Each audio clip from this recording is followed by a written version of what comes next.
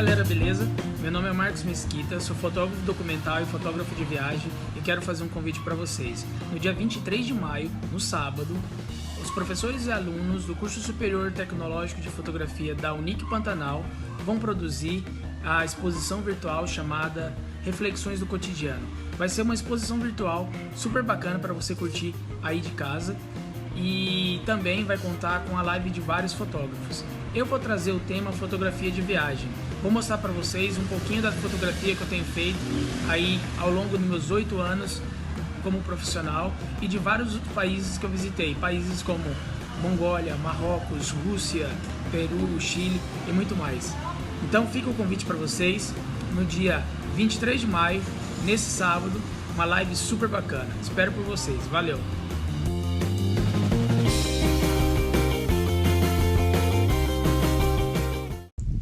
Olá pessoal, chegou o grande dia do lançamento da exposição virtual Reflexões do Cotidiano, com diversas fotos selecionadas dos alunos do curso superior tecnológico em fotografia da Unic Pantanal. Antes da abertura da exposição, teremos convidados especiais com um bate-papo com diversos temas sobre fotografia, inclusive alternativas de como trabalhar durante esse tempo de isolamento social.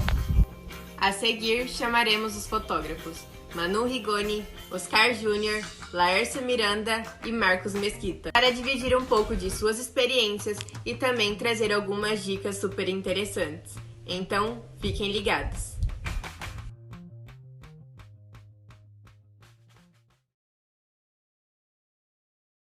Meu nome é Laércio Miranda e eu sou fotógrafo, que a gente poderia dizer assim, um fotógrafo das antigas, né? Minha trajetória profissional começou em São Paulo e passei por vários jornais, revistas e assessorias de imprensa, né? Mas infelizmente eu não tenho material para mostrar disso daí, porque com uma viagem para cá, para lá, morei fora do país, pegou chuva, um pouco de descuido e acabo que eu não tenho esse material. E também era uma época que não se tinha assim como digitalizar. A fotografia ela era analógica, né, com filme, então a gente acabou perdendo mesmo, eu acabei perdendo, né. Eu trabalhei para diversos veículos de imprensa em São Paulo, né, vários jornais e revistas, e teve uma época que eu fui morar numa aldeia Chavante e um tempo depois eu fui morar em Londres. Eu gostava de ter essas experiências assim, eu fotografava o tempo todo, né? Então o tempo todo eu estava fotografando, mas não era só por uma questão profissional, era um exercício de expressão da minha visão de mundo e ao mesmo tempo também era uma busca de crescimento espiritual com essas experiências, né? E crescimento pessoal. Eu acho que essas experiências me enriqueceram, eu acho importante isso daí para um fotógrafo, para um artista, ter esse crescimento, né, essa expansão. O importante para mim era crescer profissionalmente, mas também sentir a expansão da minha própria consciência. Para essa nossa conversa, eu vou destacar um ponto que eu considero bastante nessa minha trajetória e que para mim é um fio condutor, que é o engajamento. Então, eu trabalhei alguns anos na imprensa sindical em São Paulo, e uma coisa que eu gostava muito, isso daí foi no fim dos anos 70, começo dos anos 80, uma época assim de muita efervescência do movimento sindical, dos movimentos sociais no Brasil. E uma coisa que eu gostava muito de sentir era a participação minha, a participação do meu trabalho no desenvolvimento social, a colaboração como ferramenta de transformação social. Então isso daí sempre foi muito importante para mim, né? Quando eu mudei para Mato Grosso, depois de uma época que eu fui morar em Londres, aí eu mudei para Mato Grosso e passei primeiramente a trabalhar aqui com publicidade. Não foi uma escolha assim pela paixão, foi uma escolha por uma questão de sobrevivência. Então eu fazia um trabalho que era como era possível viver aqui, mas depois de alguns anos de uma certa estabilidade, eu comecei a investir cada vez mais nessa área ambiental, que era a área que eu sempre gostei. Só que o ambiental, para mim, não era simplesmente a paisagem e a vida animal. sempre foi representado pelo homem vivendo dentro desse ambiente, né? O humano se desenvolvendo dentro desse ambiente. Quando eu finalmente consegui reabrir um caminho para um trabalho que eu acreditava, com um tipo de engajamento, com uma forma de satisfação pessoal, uma forma de satisfação artística, é que eu pude sentir que eu estava voltando a juntar o profissional, o artístico e o que eu chamo assim genericamente de espiritual. Que é um espiritual que não é o religioso, é o espiritual da relação nossa com o mundo, com os seres vivos, com o universo. Então eu passei cada vez mais a me interessar por um trabalho que me fizesse sentir integrado. Integrado socialmente, integrado comigo mesmo, com as minhas satisfações, com os meus desejos, e integrado com uma visão social de benefícios.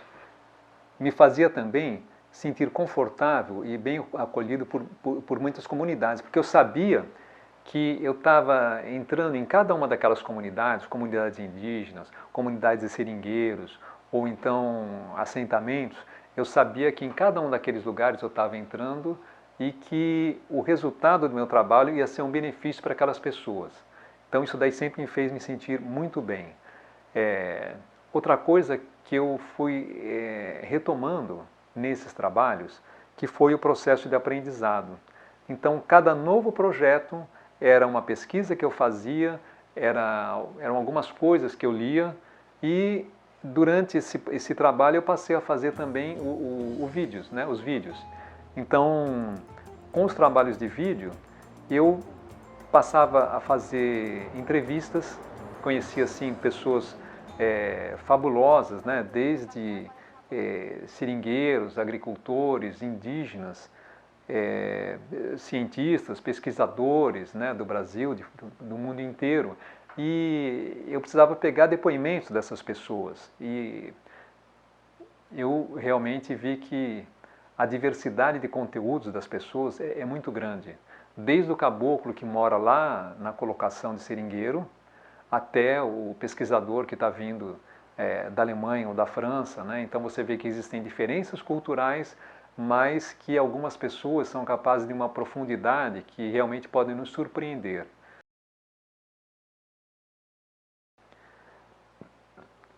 Uma coisa importante para eu destacar aqui também é que durante esse tempo eu tive a publicação de 2 livros. Um foi um livro sobre Cuiabá, um livro em preto e branco, que eu acho que foi o último trabalho em filme que eu fiz. Então foi um trabalho praticamente artesanal, em que eu fotografei, revelei os filmes, fiz as cópias, fiz uma exposição e foi muito gratificante, né? E esse trabalho assim repercute para mim até hoje. E um outro livro também, que foi um livro sobre Mato Grosso. No de Mato Grosso eu reuni parte das minhas incursões que eu fiz durante vários projetos ambientais. Então, vários projetos nessa área ambiental, social, que eu tive acesso a aldeias indígenas, a assentamentos da agricultura familiar, a localidades assim de seringueiros, de extrativistas, né? Então eu pude juntar uma parte desse trabalho e compilar, né, para a compilação desse livro, né? Uma outra coisa que foi um ponto marcante nessa minha trajetória foi uma viagem que eu fiz para o Japão. Então esse trabalho que eu fiz de audiovisual e fotografia socioambiental acabou se tornando uma coisa expressiva que uma universidade no Japão, uma universidade de assuntos estrangeiros, me convidou para fazer uma participação de um congresso chamado Globalização e Miscigenação. Tinha pessoas de mais de 20 lugares diferentes do mundo, né? Desde Argentina, Peru, China, França, Estados Unidos, e foi muito interessante porque eu pude apresentar para esse público o meu trabalho. Finalizando aqui, o que eu quero deixar é um recado que a gente, quando fotografa, apesar de ser profissional, não fotografa só profissionalmente. A gente fotografa com uma forma de expressão. E essa expressão, ela não começa na câmera, ela começa na percepção do olhar.